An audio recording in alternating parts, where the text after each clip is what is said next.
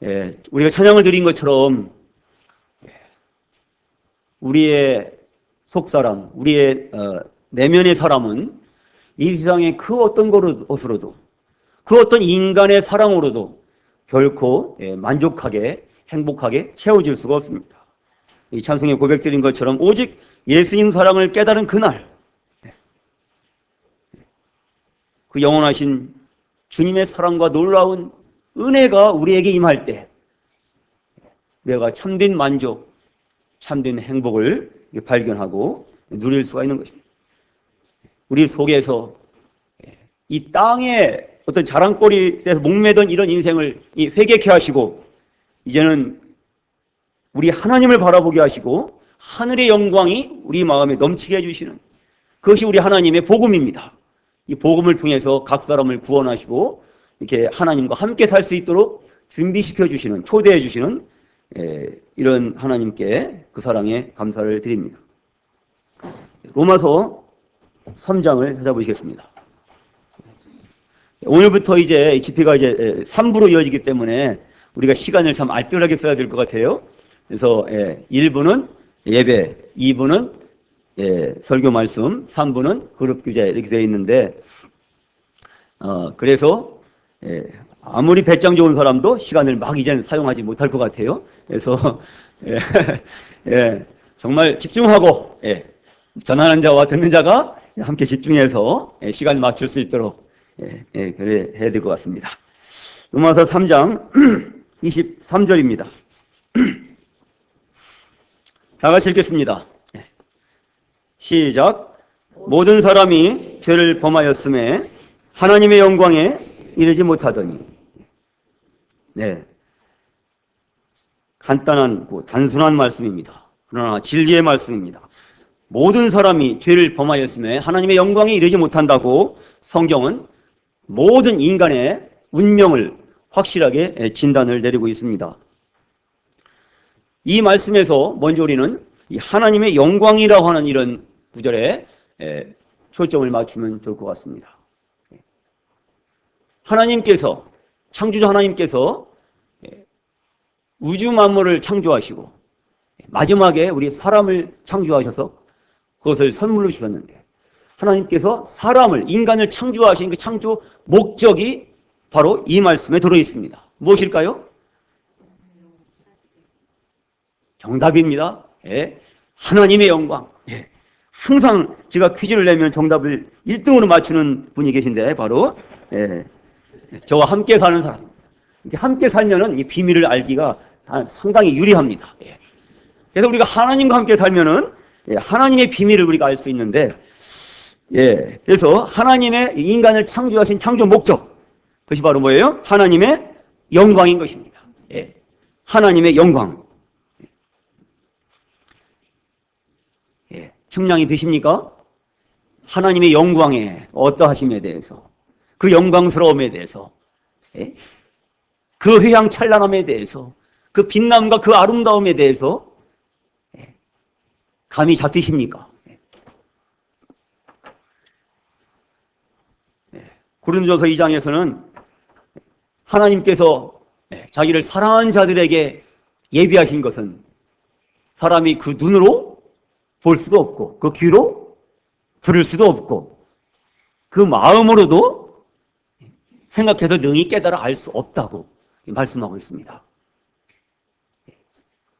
하나님의 영광이 얼마나 영광스러우면은 사람이 모든 지성과 감성과 의지를 총동원해도 연구하고 또 연구해도 하나님이 자기를 사랑하는 자들에게, 하나님이 하나님을 믿고 신뢰하는 자들에게 예비하신 그분의 영광, 그것이 그 천국의 영광이 얼마나 아름다운지, 얼마나 영광스러운지 아무도 눈으로 볼 수도 없고 귀로 들을 수도 없고 마음으로도 헤아려 할 수 없다, 이렇게 표현하셨을까요? 이 천국이 얼마나 아름다우냐면, 얼마나 좋으냐면 뭐예요? 상상 이상인 것입니다. 요한계시록 끝 마무리에 이 천국의 그림에 대해서 살짝 보여줬지만 아무도 이렇게 그러한 말씀에서 이렇게 성이 차지 않습니다. 근데 우리가 직접 천국에 들어가면은 완벽하게 그 하나님의 영광에 참여하는 것입니다. 상상 그 이상. 예. 그래서 이 하나님의 영광은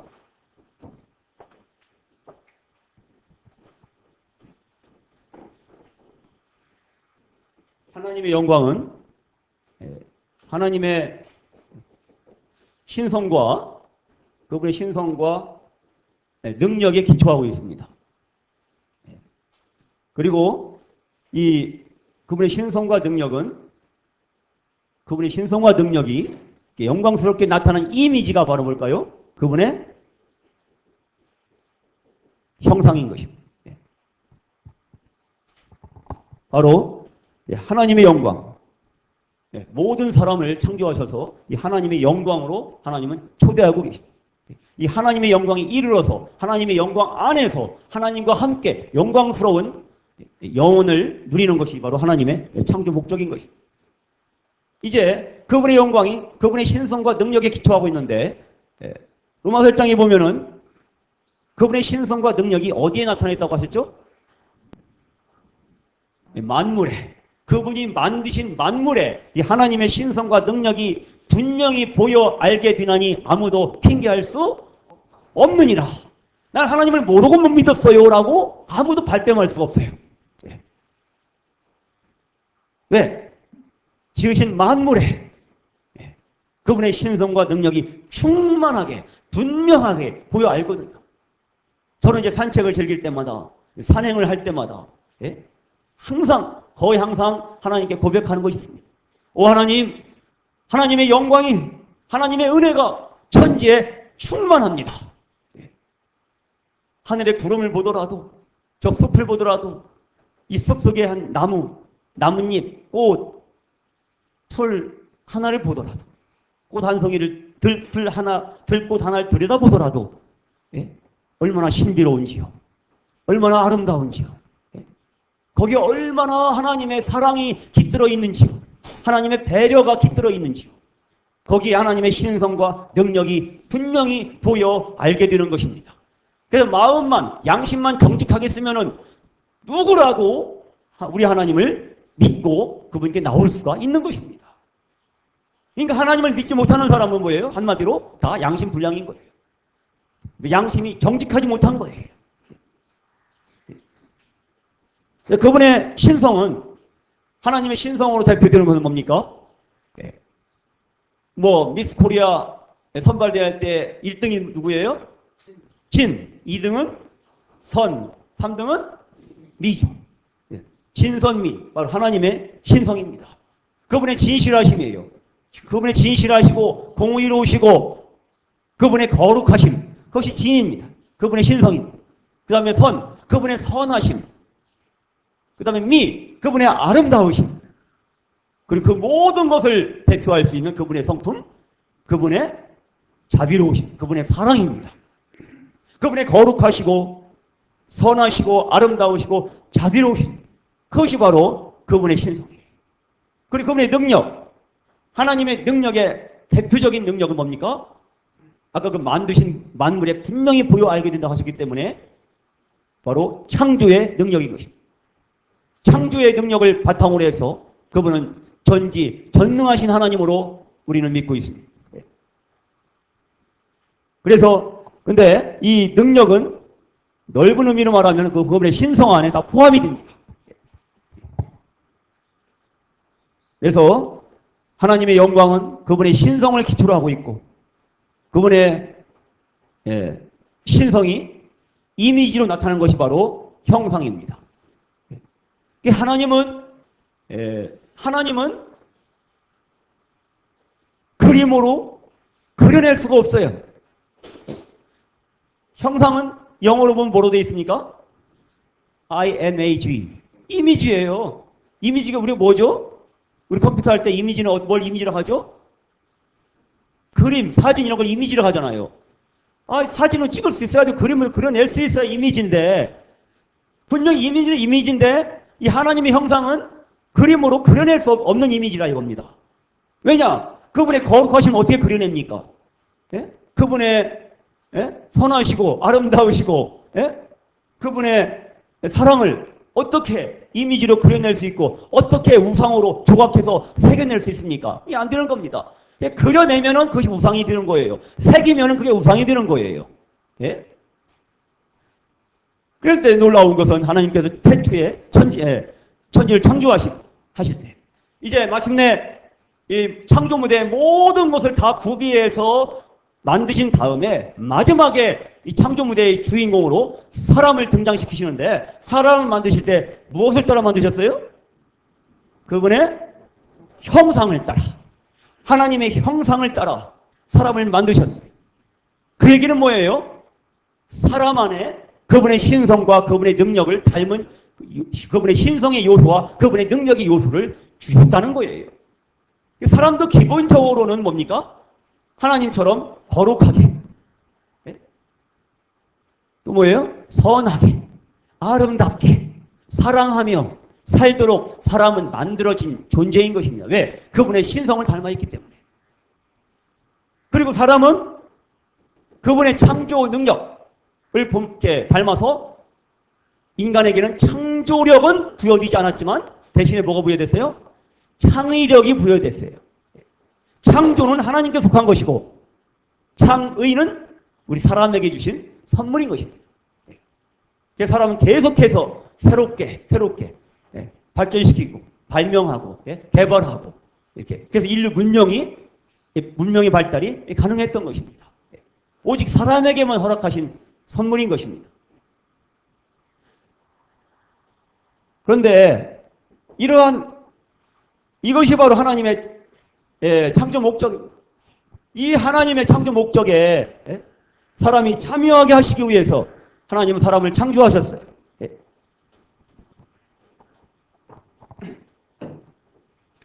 다시 로마서 3장 23절 모든 사람이 죄를 범하였음에 하나님의 영광에 이르지 못하더니 이런 하나님의 창조 목적이 하나님의 영광에 이르지 못하게 된 하나님의 신성과 능력을 상당 부분 상실하게 된 그럼 하나님의 형상을 잃어버리게 된 원인이 아주 확실하게 진단이 되어 있네요. 뭐죠? 죄입니다. 죄. 모든 사람이 죄를 범하였음에 하나님의 영광에 이르지 못하더니 모든 사람이 죄를 범하였기 때문에 하나님의 창조 목적에서 벗어나게 된 겁니다.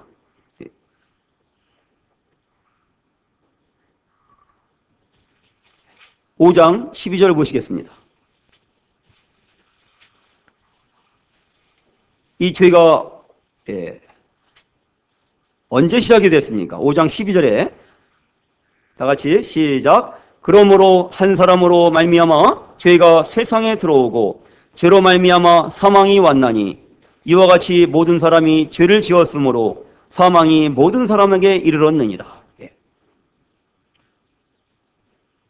아담과 하와 우리의 조상이 하나님의 말씀을 거역하고 하나님의 명령을 불순종하고 그분이 금지하신 선악을 알게 한 나무 열매를 따먹었을 때 그것이 최초로 인간이 하나님께 반란을 일으킨 그런 쿠데타 사건이 되는 것입니다. 하늘에서 쿠데타를 일으켰던 하늘에서 하나님께 반란을 일으켰던 그런 천사 족속 루시퍼를 비롯한 여러 타락한 천사들이 그와 같이 이제 인간 족속에서도 그 인간의 처음 조상이 이제 하나님께 반란을 일으키고 하나님 말씀을 거역하고 불순종함으로써 그 마귀의 형상인 죄가 인간에게 들어온 것입니다. 한 사람도 예외가 없습니다. 모든 사람에게 이와 같이 모든 사람이 죄를 지었으므로 사망이 모든 사람에게 이르렀느니라. 6장 23절을 보시겠습니다. 6장 23절 시작.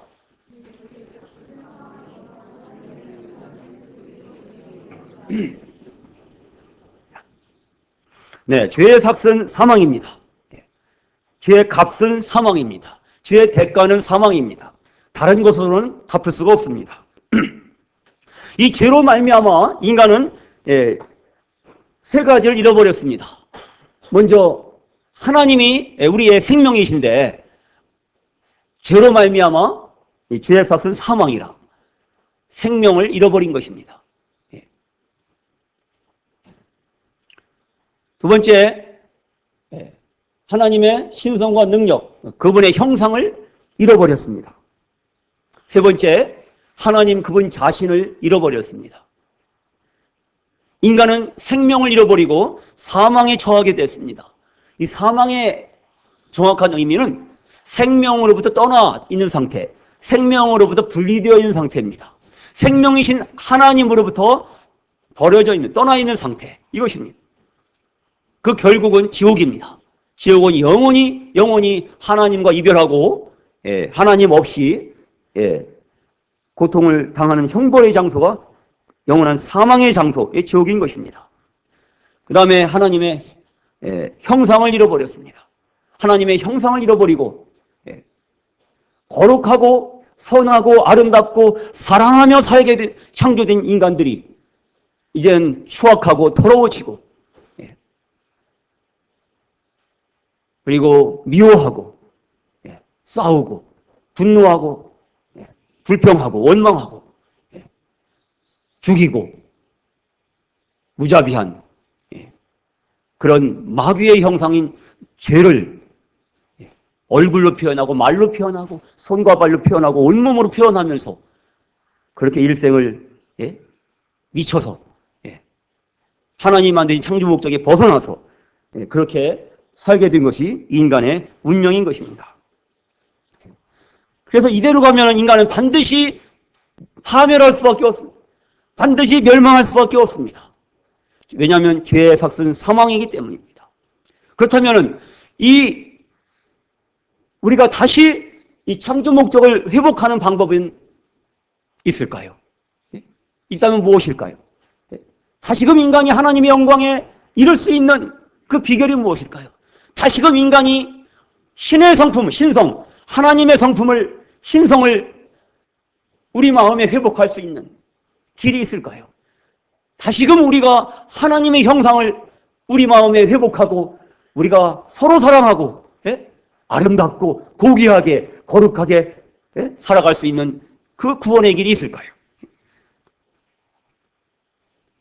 우리가 이 사망에서 생명으로 옮겨지고 구원을 받고 새롭게 태어나서 영원 불멸의 생명을 얻고 하나님과 함께 살 수 있는, 즉 하나님의 창조 목적이 우리에게도 완벽하게 회복될 수 있는 그런 길이 어디에 있을까요? 그 유일한 길은 무엇입니까? 이 죄의 삭은 사망이기 때문에, 이 모든 것을 죄가 망쳤기 때문에 이 죄의 문제가 해결돼야 되는 것입니다. 그럼 죄의 문제가 해결되는 유일한 방법은 무엇일까요? 죄의 대가는 사망이기 때문에 사망만이 유일한 방법인 것입니다. 죽을 수밖에 없는 것입니다. 그렇다면 길은 정말 없는 걸까요? 무엇이 가능할까요? 나 대신 누군가가 대신 죽어주는 방법은 어떨까요? 욥기 33장 24절에 보면은 하나님이 그 사람을 불쌍히 여기사 뭐라고 말씀하시느냐? 그를 건져서 구덩이에 내려가지 않게 하라. 내가 대속물을 얻었노라 하시리라. 이런 구절이 있어요. 내가 대속물을 찾았다. 그를 던져서 지옥의 구덩이에 내려가지 않게 해라. 얼마나 놀라운 힌트입니까? 오늘의 메시지는 이 대속물에 집중하시기 바랍니다. 대속물이 무엇입니까?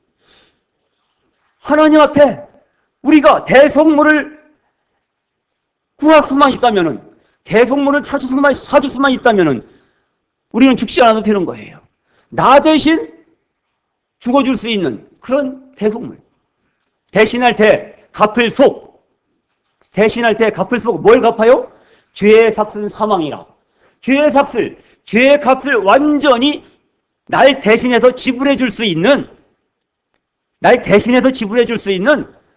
그런 존재, 그런 재물, 그런 희생 재물. 그것이 뭐예요? 대속물인 거예요.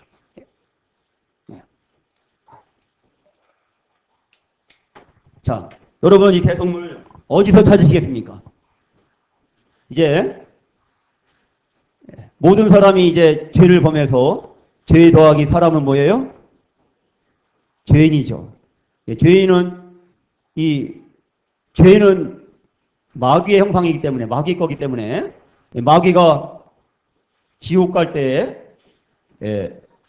죄인도 이 죄로 말미암아 연결돼서 자동으로 이렇게 그냥 줄줄이 그냥 지옥으로 들어가는 겁니다. 그래서 이 죄인의 운명이 바로 사망인데, 죄인이 살 수 있는 유일한 길은 뭐라고요? 대속물을 찾는 거예요. 대속물을 찾을 수만 있다면은 이 대속물이 하나님과 인간을 연결해서 이 죄의 문제를 해결하고 다시금 하나님의 영광에 이를 수가 있고, 다시금 그분의 신성에 참여할 수가 있고, 다시금 그분의 형상이 회복이 되어서 그분과 함께 영생 복락을 누릴 수가 있다는 겁니다. 근데 이 대속물의 조건은 뭐야 되죠? 대속물의 조건. 첫째, 뭐가 없어야 돼요? 죄가 없어야 돼요. 그래서 이 구약 성서에 있는 모든 그런 하나님께서 죄인 구약 백성들을 위해서 이제 죄인들이 그 죄를 사함받을 수 있는 방법을 이렇게 힌트로 주셨는데, 예비해 주셨는데, 그게 뭐예요? 짐승들, 소나 양이나 염소나 그런 짐승들이, 죄 없는 짐승들이 이제 죄인을 대신해서 제단에서 피를 뿌리고 희생이 되는 겁니다. 그래서 이스라엘 백성들을 위해서, 구약 백성들을 위해서 수천, 수만, 수십만, 수백만의 짐승들이 죄 없이 희생이 된 거예요. 죄가 없어야 됩니다. 그 모든 구약 희생 제물들의 가장 기본적인 조건이 뭐였어요? 흠 없는, 그랬어요. 양 중에서 흠 없는 수컷으로, 염소 중에서 흠 없는 것을 끌어다가 흠 없는 것이어야 됐어요. 다리를 저는 것이나 병든 것이나 이런 것들은 하나님이 결코 받으실 수가 없습니다. 하나님은 눈이 정결하시기 때문에, 그분은 거룩하시기 때문에, 그분은 신성을 가지고 계시기 때문에 인간의 추악한 죄를 티끌 위에 먼지만큼이라도 그분은 용납하실 수가 없어요. 하나님이 째째하셔서가 아니에요. 아니 심지어는 세상에 교통경찰관도 이렇게 딱지 끊으려다가 어떻게 잘하면 봐주는데, 하나님이 그렇게 마음이 넓으신 하나님이 그 정도 못 봐주시냐, 이렇게 건방지게 말하는 사람들이 있는데, 웃긴 얘기예요. 모르는 거예요, 하나님을. 사람은 그렇게 간혹 봐줄 수가 있지만 하나님은 봐주실 수 없어요. 티끌 위에 먼지가 아니라 그의 수만 분의 1의 죄라고 해도 하나님 눈에는 다 보이고, 그분과 함께 죄를 가지고선 동거할 수가 없어요. 왜? 그분은 거룩하다, 거룩하다, 거룩하다. 하나님의 영광이 온 땅에 충만. 그분의 영광 앞에, 그분의 거룩하신 신성한 영광 앞에 죄는 조금도 용납될 수가 없는. 반드시 그분의 거룩하심은, 그분의 의로우심은, 공의로우심은 이 죄인을 심판하셔야만 되는 겁니다. 그 죄를 지옥으로 이렇게 심판하셔야만 되는 겁니다. 그래서 죄가 없어야 돼요. 그런데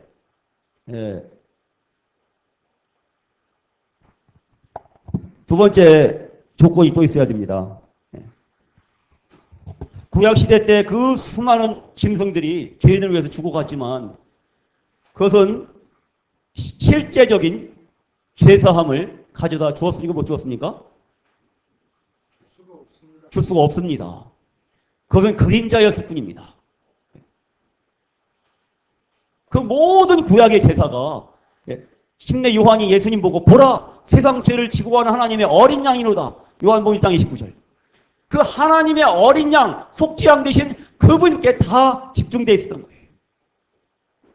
하나님의 어린 양이신 예수 그리스도, 그분이 참 실체이셨고, 구약의 그 모든 수천, 수만, 수백만의 희생된 제물들은 결코 인간의 죄를 완전히 구속할 수가 있다 없다? 없는 것입니다. 왜요? 왜 그럴까요? 인간의 생명을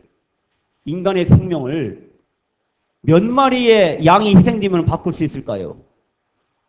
성도님들, 자녀가 있으신 성도님들, 자식 하나를 위해서 자식 하나를 갖다가 몇 마리의 소를 끌어다 드리면 바꾸실 수 있어요? 우리 반 아이들에게 질문하니까 1억 마리도 안 돼요 그러더라고요, 애들이. 그래, 맞다. 1억 마리, 100억 마리도 안 된다. 소를 100억 마리를 끌어다 줘도 내 자식을 죽음으로 내몰 수가 없는 겁니다. 안 되는 겁니다. 그래서 나의 확실한 완전한 대성물이 되려면 죄가 없을 뿐만 아니라 뭐예요? 인간 이상의 뭐가 있어야 돼요? 가치가 있어요, 가치가. 인간 이상의 가치가 있어야 완벽하게 값이 지불되는 겁니다. 아니, 5만 원짜리 옷을 사놓고서는 그냥 100원짜리 내면은 그게 내 것이 됩니까? 그건 범죄잖아요.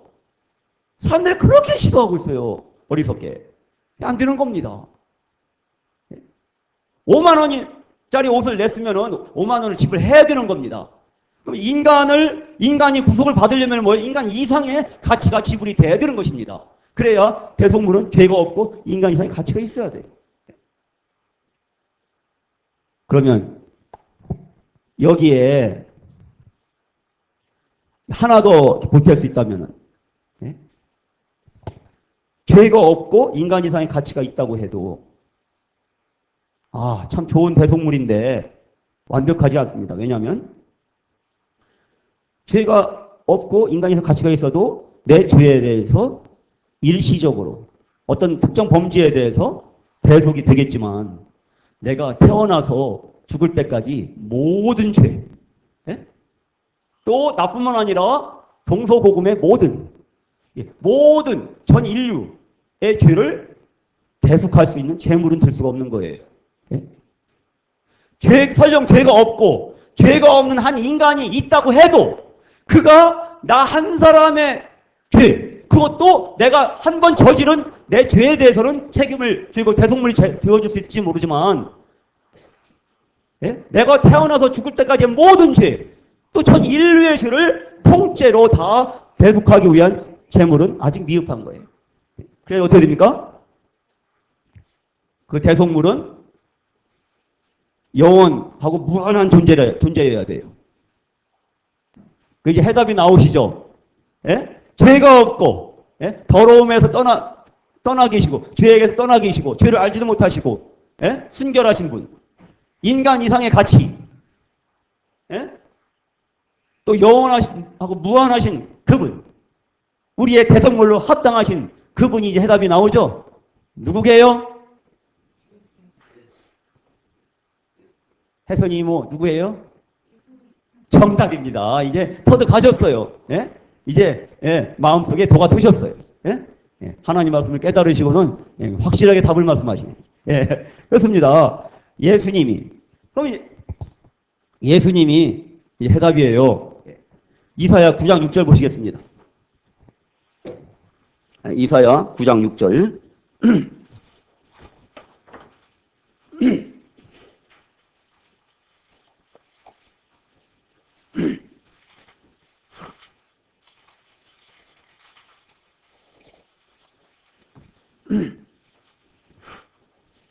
(978쪽) 이사야 9장 6절 다 같이 읽으실까요? 시작. 이는 한 아기가 우리에게 낳고 한 아들을 우리에게 주신 바 되었는데 그의 어깨에는 정사를 메었고 그의 이름은 기묘자라 모사라 전능하신 하나님이라 영존하시는 아버지라 평강의 왕이라 할 것임이니라. 그런데 문제가 생겼습니다. 문제가 생겼어요.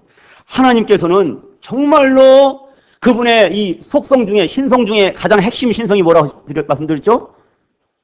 사랑. 하나님은 사랑이시라. 이 사랑이신 하나님께서 미가서 7장 18절의 말씀처럼 주와 같은 신이 어디 있으리이까? 주께서는 죄악과 그 기업의 남은 자의 허물을 사유하시며 인애를 기뻐하심으로 진노를 오래 품지 않으십니다.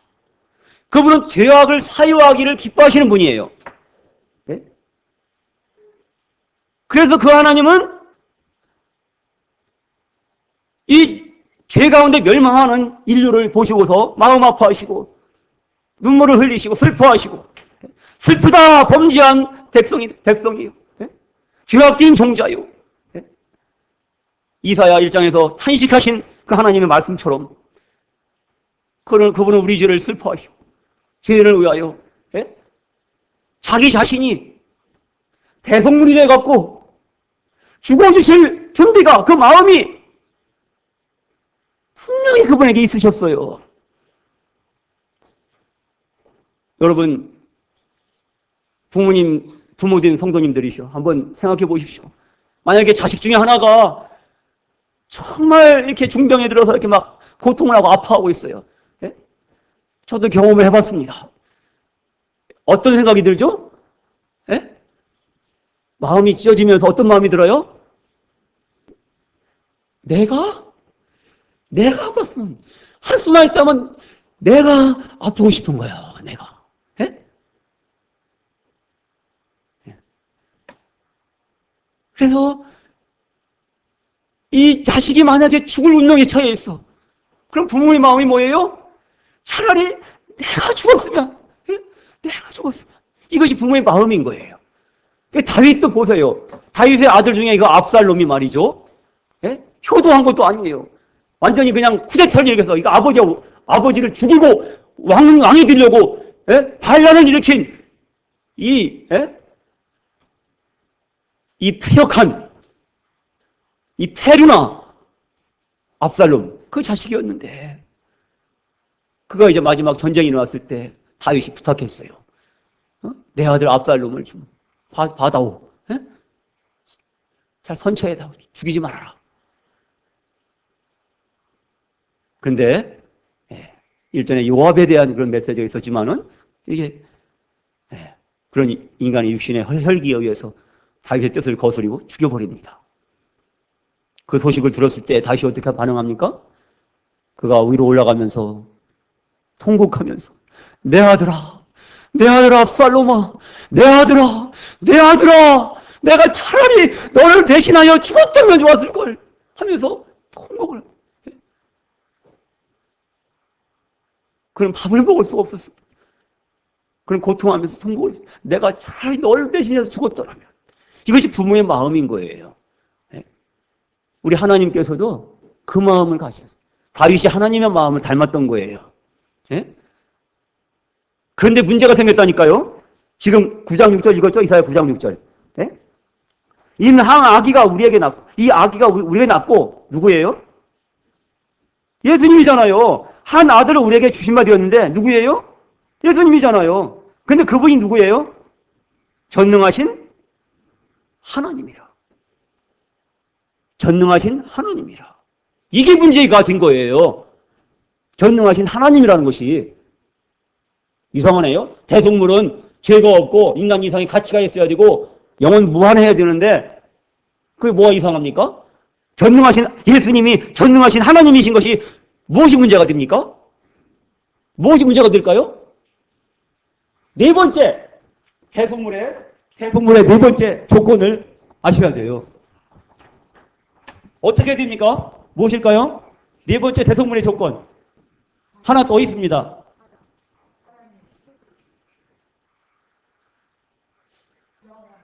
죽을 수 있어야 돼. 네? 그죠? 히브리서 9장 22절. 뭐가 없이는 죄사함이 없나니? 피 흘림이 없이는 죄사함이 없나니. 피를 흘리고 죽어줄 수 있는 존재라야 돼. 피입니다, 피. 이래야만 완전한 대속물이 구비가 되는 겁니다. 이 문제가 생겼다고요. 하나님이 피를 흘리고 죽을 수 있습니까? 어떻게 생각하세요, 여러분? 하나님이 죽으실 수 있는 분입니까? 가능합니까? 가능하다고 생각해서 하나님이 죽으실 수 있다.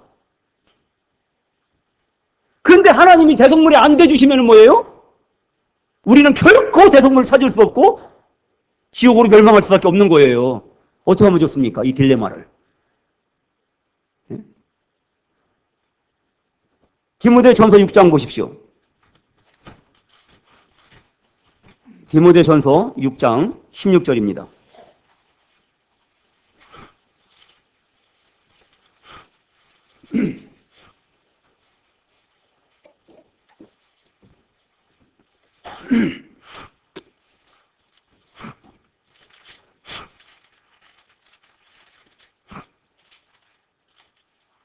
디모데전서 6장 16절 다 같이 시작.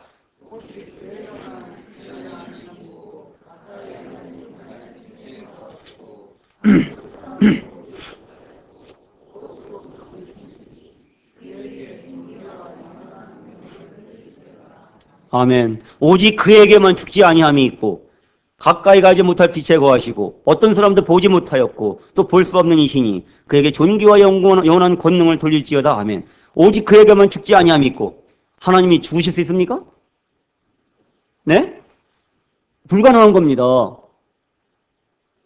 영이신 하나님은 영이십니다. 영이신 하나님은 혈육이 없으셔요. 예? 혈과 육이 없으셔요. 혈과 육이 필요하신 분이 아니에요. 그분은 탄생과 죽음과 잉태와 탄생과 죽음 이런 것들이 필요 없으신 분이에요. 그분은 시간과 공간을 물질을 초월하시는 이 우주의 창조자셔요. 그분은 죽으실 필요가 없는 분이고 죽으실 수가 없는 분이에요. 여기에 딜레마가 있는 겁니다. 하나님이 아니면 대속물이 없는데 나를 위해 대신 죽어줄 수 있는, 나를 죄에서 구원할 수 있는 이 구원자가 하나님이 아니면 없는데, 근데 그분이 하나님이기 때문에도 죽어줄 수 없는 거예요.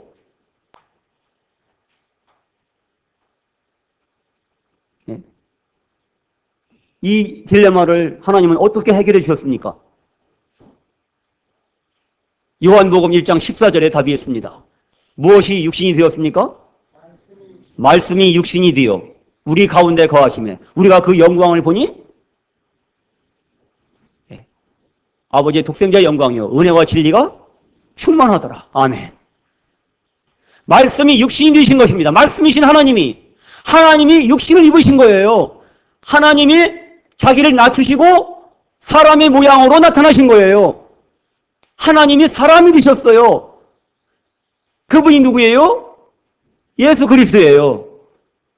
그래서 예수 그리스도는 뭐예요? 100% 하나님이시고 100% 사람이시던 겁니다. 이게 이해가 되십니까? 이 신비가 100% 하나님이시면서 100% 사람이신 분.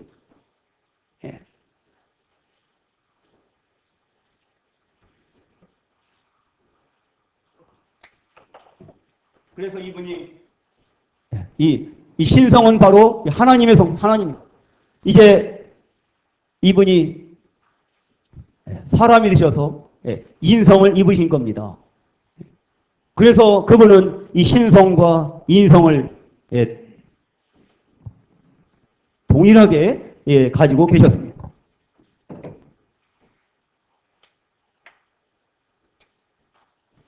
여기서 우리가 힌트를 얻는 것은 이제 그분이 신성과 인성을 동일하게 가지고 계시기 때문에 인성은 사람에 속했고 신성은 이제 하나님 것입니다. 그래서 이분이 신성과 인성을 공유하시기 때문에 이제 죄가 없으시고 인간 이상의 가치, 무한하신 분, 또 피 흘리고 죽으실 수 있는 이런 인성까지 입으셨기 때문에 완벽한 우리의 대속물이 되셔서 십자가에 죽으셨습니다. 친히 나무에 달려 그 몸으로 우리의 죄를 담당하셨습니다. 그래서 뭐예요? 그분이 이제 하나님과 사람 사이에 완벽한 이 중재자, 완벽한 중보가 되신 것은 그분에게는 이 인성도 있고 신성도 있으시기 때문에 하나님과 인간을 연결하는 완벽한 다리 역할을 해주실 수 있는 겁니다. 내가 길이요 진리요 생명이니 나로 말미암지 않고는 아버지께 올 자가 없느니라. 그래서 예수 그리스도만이 구원의 길이 되시는 겁니다. 그분만이 생명이 되시고 그분만이 진리가 되신 겁니다.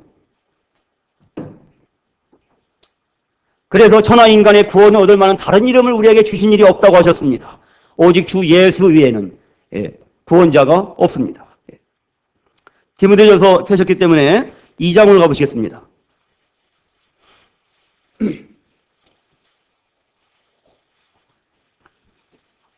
디모데전서 2장 4절입니다. 4절부터 6절까지 다 같이 시작. 하나님은 모든 사람이 구원을 받으며 진리를 아는 데 이르기를 원하시느니라. 하나님은 한 분이시오. 또 하나님과 사람 사이의 중보자도 한 분이시니 곧 사람이신 그리스도 예수라. 그가 모든 사람을 위하여 자기를 대속물로 주셨으니 기약 이르러 주신 증거니라. 아멘. 너무 확실하지 않습니까? 이제 사람이 되신 우리 주 예수님, 그분이 바로 한 분이신 하나님이고 그분이 바로 사람이신 그리스도 예수였습니다. 그렇기 때문에 그분이 이 신성과 인성을 공유하고 계신 분이기에 하나님과 사람 사이에 완벽한 유일한 중보자가 되실 수가 있었습니다. 근데 더욱 놀라운 것은 그 중보자로 자처하셔서 스스로 이제 십자가에 달리도록 자기 몸을 허락하셨는데 그냥 그것이 뭡니까? 그 중보자의 역할은 6절에 자기를 대속물로 주셨다는 거예요. 모든 사람을 위하여 자신을 대속물로 내어주셨다. 그래서 마태복음 20장 28절에도 인자가 온 것은 섬김을 받으려 함이 아니요 도리어 섬기려 하고 자기 목숨을 무엇으로 해요? 많은 사람의 대속물로 주려 함이니라. 너무나 분명하지 않습니까? 이 말씀이 다 연결되지 않습니까? 예?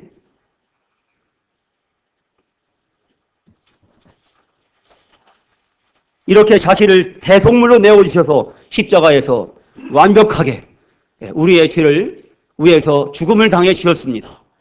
우리의 죄값을 대신해서 치러주신 겁니다.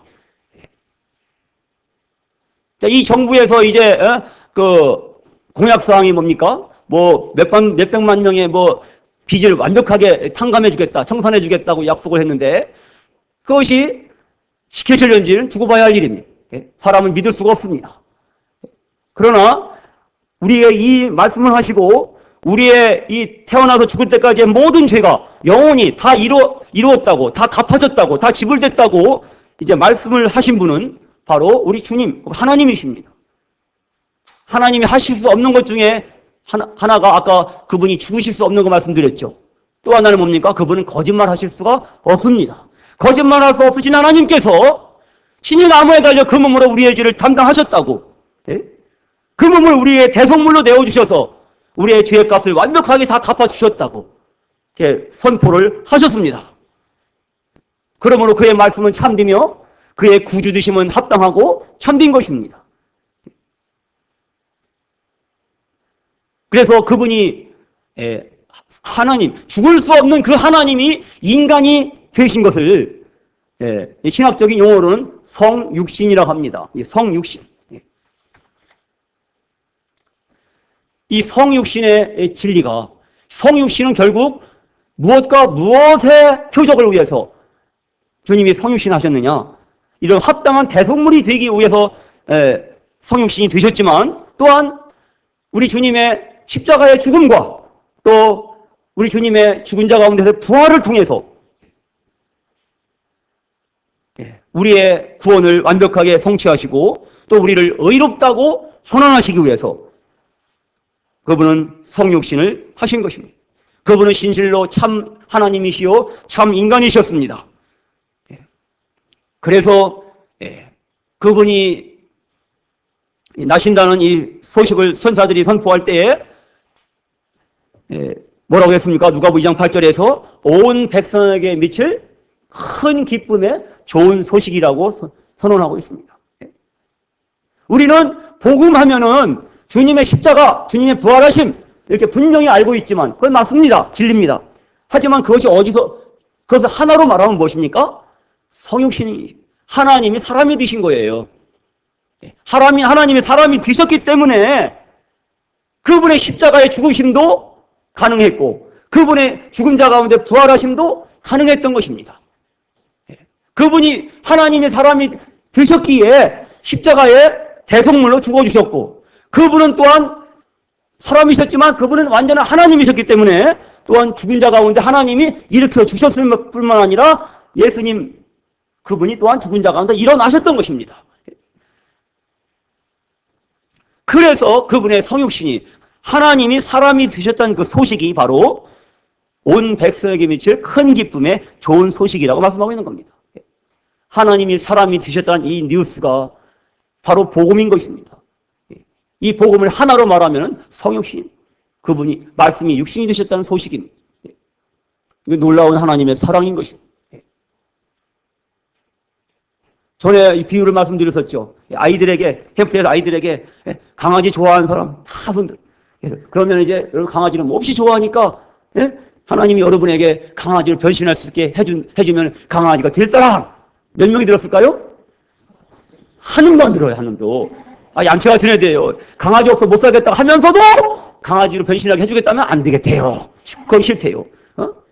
개로 변신해갖고 개밥 먹고 개집에서 살면서 개처럼 살고 싶은 사람 하면은 아무도 안 드는 거예요.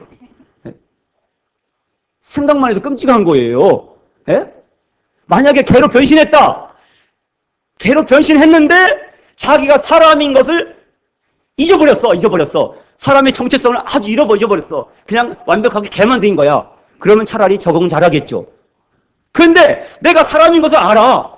사람의 정체성을 가지고 개로 살 수 있습니까? 그건 안 되는 거예요. 얼마나 지저분하고 더럽고 불편하고 정말 개 같겠습니까? 못 사는 거예요. 그 사람의 정체성을 가지고 개로서는 살 수가 없는 거예요. 근데요, 영원하신 하나님이 이 유한한 시간 속에 사람의 몸을 입고 오셨어요. 하나님의 정체성을 잃어버리셨을까요? 가지셨을까요? 가지시고. 이해하시겠어요? 하나님의 정체성을 가지시고 사람으로 사신 거예요. 사람과 함께 이 죄로 그냥 냄새나는 이 썩은 세상에서 이 사망에 처한 이 세상에서 하나님의 정체성을 가지시고 얼마나 불편하시고 얼마나 역겨우시고 얼마나 감당하기 힘드셨을까요? 그런데 그 인간이 그 모든 오물을 갖다가 자기가 그 죄를 다 뒤집어 쓰고 그 죄를 담당하신 거예요. 대속물로서. 죄를 알지도 못하시는 분이. 더러움에서, 죄와 더러움에서 멀리 떠나 계신 그분이. 그것이 바로 우리를 향한 하나님의 사랑이었습니다.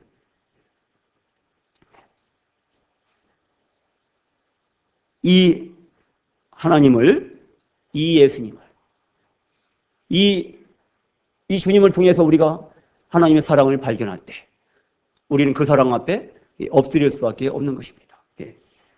그래서 하나님이 세상을 이처럼 사랑하사 독생자를 주셨습니다. 그것은 하나님의 사랑이었습니다. 그 하나님의 사랑 앞에서 우리가 우리 주 예수님을 어떻게 할 것인가? 이 예수님을 주님으로 영접한 사람들은 어떻게 살아갈 것인가? 기도하겠습니다.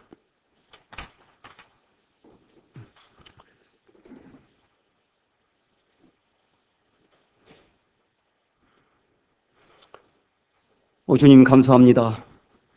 주님 찰스 웨슬리라는 분이 찬송을 드렸듯이 놀라운 사랑이요. 나의 하나님 당신이 어떻게 나를 위해 죽으셔야 했나요? 이것은 놀라운 비밀. 죽지 않는 분이 죽으시다니요. 이렇게 고백한 것처럼 죽으실 수 없는 하나님께서 참으로 영원히 멸망할 우리를 위하여 대속물이 되어주시고 피 흘리고 죽어주시기 위해서 사람이 되시고 그 사람의 모양으로 자신을 낮추시고 죽기까지 하나님의 이 거룩한 뜻에 복종하시고 십자가에 죽어주시고 죽은 자 가운데 부활하셔서 모든 믿는 자에게 생명을 주시고 구원을 주시고 하나님 자녀의 권세를 주시는 이 놀라우신 사랑 감사를 드립니다. 우리 주 예수 그리스도를 믿음으로 받아들이는 자마다 이와 같이 하나님의 자녀가 되며 다시금 하나님의 형상이 회복이 되며 다시금 하나님의 이런 신성한 성품에 참여한 자가 되며 다시금 하나님의 영광에 나아가도록 초대해 주시니 감사를 드립니다. 이 놀라우신 구주를 나의 주 나의 하나님으로 고백하오며 이 놀라우신 구주께 나의 삶을 드리는 것이 합당함을 고백을 드립니다. 우리의 합당한 대속물이 되어주신 우리 주님을 찬양하며 주님이 행하신 모든 일과 그 주님의 사랑과 주님이 이루신 일에 대해서 감사하며 찬양을 드립니다. 이 놀라운 복음이 우리의 간증을 통해서 우리의 삶을 통해서 지속적으로 능력 있게 선포되게 하여 주시고 이 믿음의 역사가 우리 가운데 일어나게 하여 주시고 하나님 말씀에 흥황하여 세력을 얻도록 주 성령께서 역사하시고 모든 성도들 안에 충만히 거하시기를 간절히 원합니다. 감사드리며 예수님 존귀하신 이름으로 기도드립니다. 아멘.